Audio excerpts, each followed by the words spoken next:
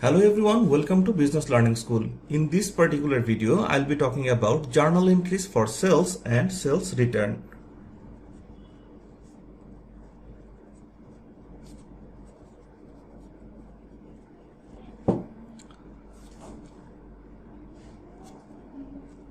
As we all know that all expense should be debited and all gains and income should be credited. So sales is basically your income. So whenever you make an income, you have to credit the sales. So let's just take an example. For example, ABC Corporation is selling biscuits. Their sale price per unit is, for example, $10, and they have sold 200 packs. So in that case, $2,000 is the sales revenue, and all the sales can take place either in cash or in credit. Let's take the first example, that the purchaser paid you the cash for this $2,000. So in that case, you have to enter the journal entries. Number one, you have to debit cash as you have received cash worth of $2,000, and you have to credit sales revenue worth of $2,000. So this is the simple journal entry for any kind of revenue generation or sales. Now, for example, the sales took place on credit.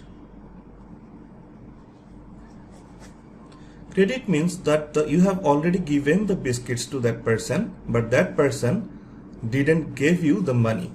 He actually make you a promise that after 15 days he will make you the payment. So if this is the case, we have to put debit accounts receivable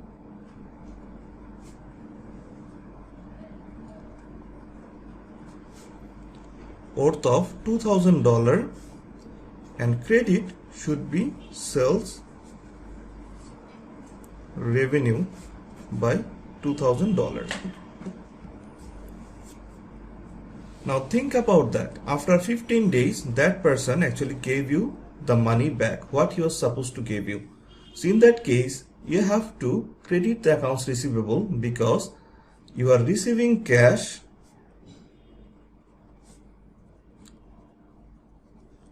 and you have to reduce the accounts receivable. So as accounts receivable is an asset and you are reducing it, in that case it have to credit it. So credit accounts receivable by $2,000. Now I will talk about sales return.